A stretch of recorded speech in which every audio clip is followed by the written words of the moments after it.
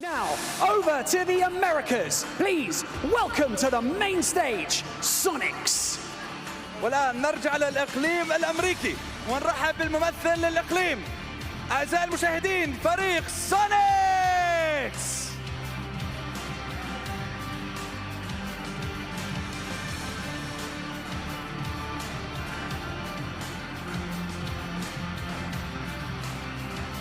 All right, well, it is time to get into game number 1 of Group Day 2. So let's do it here for PGS2 with the casters, Toby and Godspeed.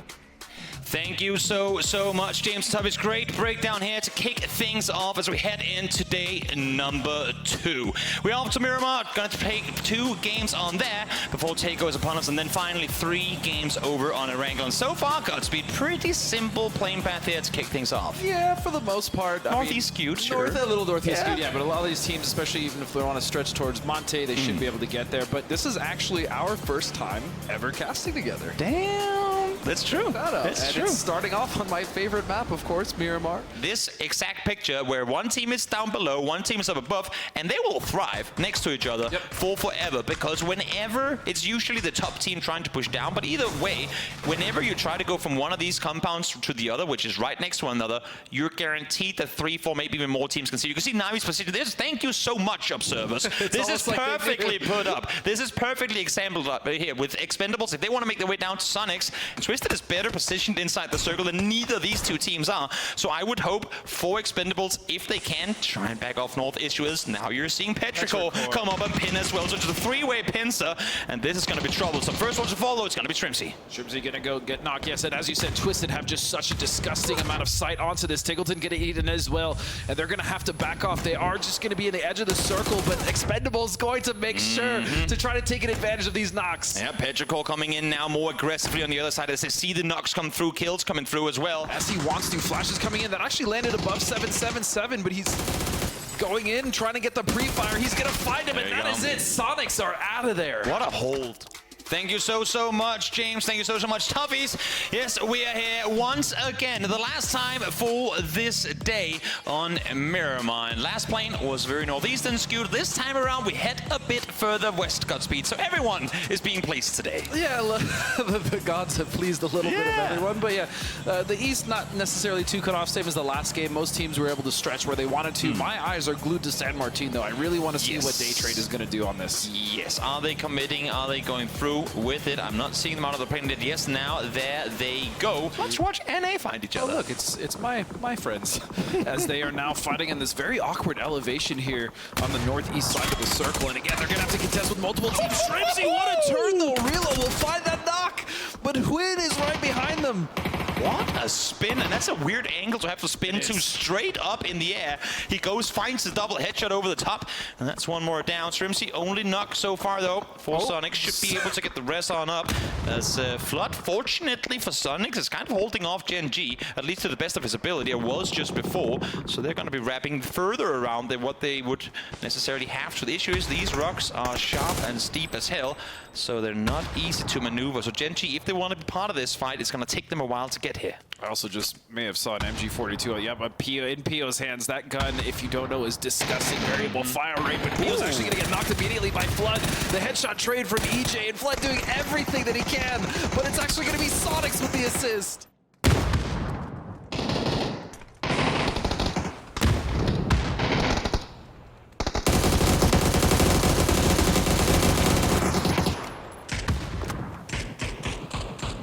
The ultimate cleanup duty is set up by Sonics. Flood said, guys, I did as much as I could, now it's on you. EJ is still alive, but with the circle closing in and phase 5 being on us, it is going to be difficult, if not near impossible, for them to get that in mind. Plus one and EJ again! What's with the turret as he finds the second as well? What a hell of a performance as we see question mark fall off screen. Lyric ran over at Ducey and Phil first and got Dante as well. We're seeing this entire northern side of the circle get absolutely shredded to pieces. Wow, they could have wrapped back down on the eastern side, come in on the other side, and now what could have been a massive game for Sonics. Don't get me wrong, 7 kills on the top 5 placement is still huge, but they fall. Some of the teams don't know it as well as Erangel and Miramar. They've been playing for 6 years, which means, to me, some of these new up-and-coming rosters teams who have been spending hours grinding non-stop may actually have more time on Tego than the others. And I'm actually most excited to see how teams like Gen.G, how teams like Sonics are going to do now in the group stage, because this is their first Tego game. We obviously saw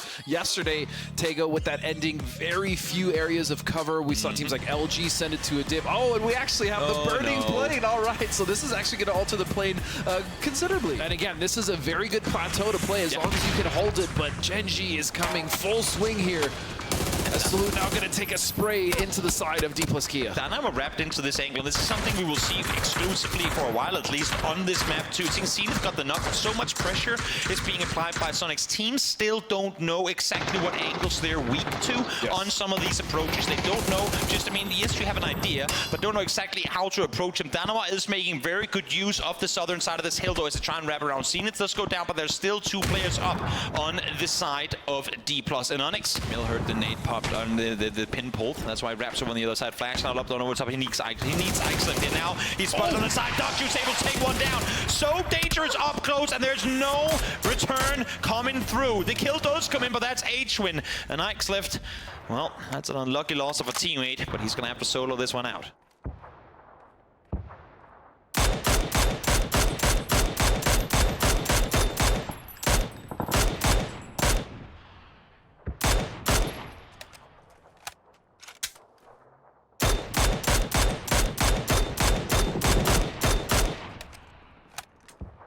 Alia has really proven to be up there along them as a heavy fragger on that edge. Gen.G out of nowhere thought they could third party on the western side, but now we heard the vehicles on approach, and down they go. And this is actually something we see from Ali, as you're saying. He generally does take that off-angle position. He'll do what he can to support the rest of the team, but he has absolutely stepped up so far in this event. I'm surprised Gen.G opted to swing west on this one. I thought they had plenty of space towards the east, but you see Tiggleton, the solo play out there, he must have just been applying enough pressure, harassing enough for them to second-guess that option. So question mark will also go down, and now it's really going to be between Na'Vi and it's going to be between Sonics here on the north side as they're starting to take control, but they don't need to do much. If they just sit back and wait, it might just be them without a chance to aggress. But here they come, swinging around the western side. This is huge. This is such... Oh, this is the do. This is so smart. Oh, but the nade from Alia, but still the damage has been done. It's just on Americano, and you know the Sonics have seen this in the kill feed. Na'Vi had 3 second places yesterday, but they were all taken away by the Snakes on approach. And now, what was a 3v4, not in Na'Vi's favor, but definitely doable, is Alia all alone, trying to take down the entirety of Sonics, and it just ain't gonna happen. He finds one, but H-Win with the MT3 is there immediately after. Welcome back, Sonics, on the server. Here we are with a great Tego win for the boys. And they got into such a good position early, and they harassed teams moving up to the hill to try to take out D plus Kia and Gen.G as well as others. All right, 18 points goes the way of Sonics. Again, though, it was kind of a slower game for them, so you still have Na'Vi being able to rack themselves up 18 points as well. D plus, very much needed points here, because I do feel like this is a team, Toffees, that could potentially sit on the cusp. And if they're getting double digits in games, that's going to be quids in. Thank you so much, gentlemen. We are now going to more of a vanilla flavor, if you will. The map that started it all back to a wrangle and maybe a reprieve for some of these teams, but so far, these 3 games have been absolutely amazing, and I'm really looking forward to as well a team like Sonics, obviously from my region, to see how they're going to perform here as we look at a pretty eastern plane here, Toby. Very eastern. The planes have been, I don't want to say brutal today, because it's not like this is, there are areas that are unreachable with this, but definitely when you have a lobby where some of these teams have literally never played against each other in a non-scrim game, it sure doesn't make things any easier when they're already out drop, like hot drop speculations and things going on, that half the areas of the map are somewhat unreachable, at least with parachutes. For the casual viewer, you go, why are people so obsessed with this spot? It's on the edge. There's nothing to fight for here. Well, maybe you don't know that this next circle is going to shift away from water. It's going to go north, and this should, if not be in, then on the edge. And there are only so many spots available in this area of the map. Now, for anyone who's ever played Arena or TDM in this game, they will be well-versed in practicing in this area of the map. Let's see who's going to come up victorious. Summer, the IGL Petrichor down early as Sonics continue to push on forward. And they're split very wide here, Petrichor. I was about to say the split here is pretty disgusting, as Petrichor aren't really going to be able to support Chewy at this point. As the rest of Sonics here starting to push on Stalber. I thought for sure maybe they would have consolidated on in the south, but they did not, which means that it's just going to be up to Chewy to kind of hold this line as Petrichor, they're not moving up. They're actually content with just letting this happen.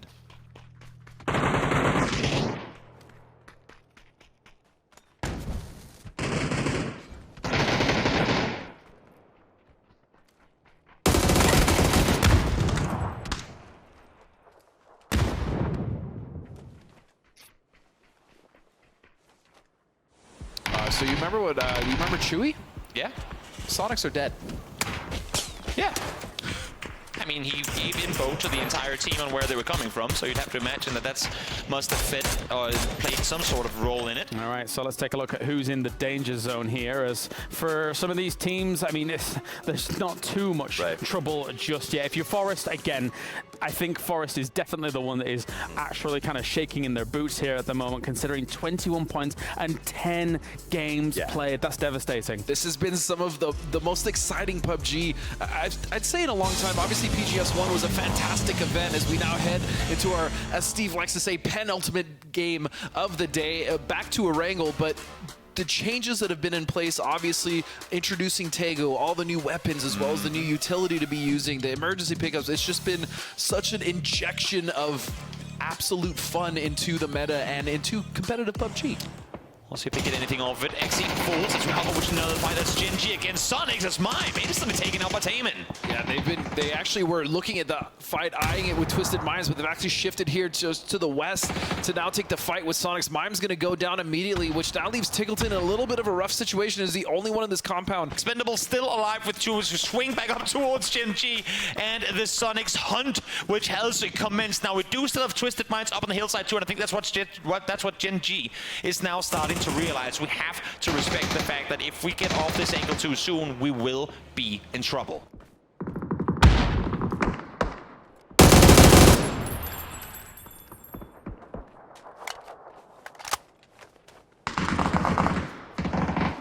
To Gen G as they were chasing down the Sonics. And it's Tiggleton from down low that finds Perfectix on the push. All these three teams now just tangled up with one another. PO over the top spots. Luke can't quite connect. Spiro, lots of damage in return as the double headshot comes through.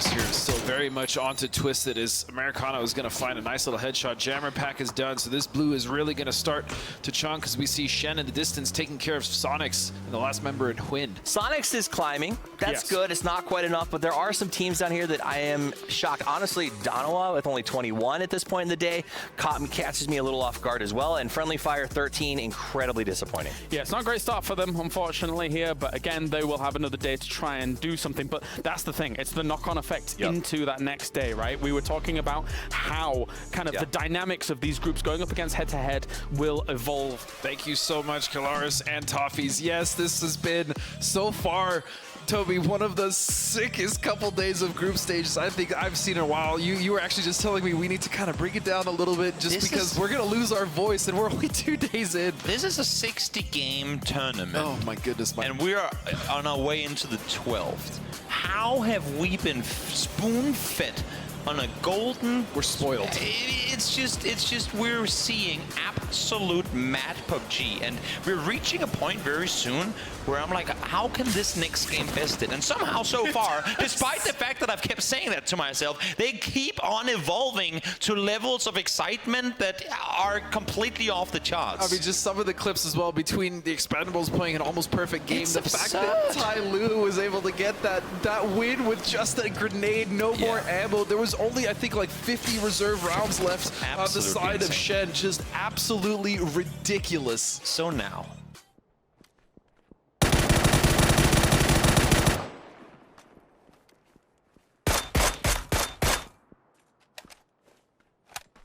Tiggleton able to take down Belmont as Daytrade takes some casualties early on here. DD team, a team we haven't seen too much of today. Daytrade has ended up being as split as they are because Norrens is far up towards the north and not really in position from where he can defend his teammates. In the meantime, Circle swings up towards the north. We're going southeast of shooting range into that open hillside. And once again, I mean, Daytrade just not set up together, very disjointed, and there's just no way you can expect them to be able to defend against all the angles that Sonics are getting on them. Yeah, which is a stark difference with what we saw from the last game. Yeah, definitely. Definitely. Now, Sonic's now trying to take advantage of this. They did have the knock and flush onto Flash, so it's now just Norns and Poochus as that flash is going to land right in front of his face. And Mime going to be able to... Oh, wait a second. Ooh.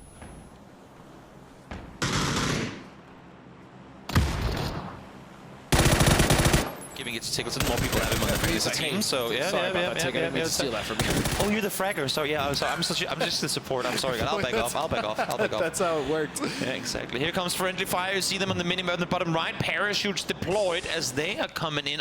There's no way they're crashing the compound. No, they're in a very difficult situation there. Getting Spyro up is going to be hard. The smoke might help here, but So Sonics get taken out by 3 different teams, so they clearly got themselves in trouble. Down towards that southwest, we saw a lot of teams in that area. The thing that really stands out to me here, whilst we take a look at the overall leaderboard, is congratulations to at least 1 through, I would say, 5th, or you could even say 6th, who have been able to qualify already. The crazy thing is, Cerberus has not played the same amount of games at all. So they came in with amazing data board. So they're going to make that advance, and I think it really is going to come down to that cutoff right around where we saw Twisted Minds and Luminosity at that 53-54. They are going to be sweating tomorrow. 54, I think, is just too low, and I think maybe they consider preparing for that bottom bracket. That's it for us here on the main stage. We've had an absolute blast, but remember, tomorrow we have more group stage matches to close things out before we go into our bracket stage. So, from myself, Banks, and Sandstorm, and Uber here on the main stage, thank you so much for watching, and we will see you tomorrow.